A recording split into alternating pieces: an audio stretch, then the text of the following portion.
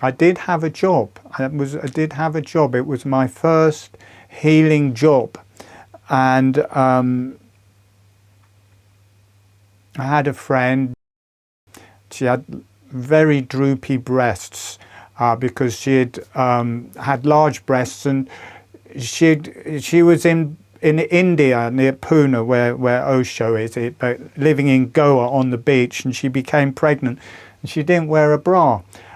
So they drooped a bit, and I said one day to her, I said, I can probably fix those for you. So I massaged the breasts for a while. I must admit there was a bit of an ulterior motive behind it. But it did help a bit. And then other women started coming up saying, oh, I'd like one of those, please. And that carried on. And after a while, I kind of had a clientele. And it was obviously, you soon get over the sexual side of that, I can tell you, because the depth of emotion when you are healing and working with women's breath is really quite something. And you know, people would laugh at me when I told them what my new job was, because I started charging for it.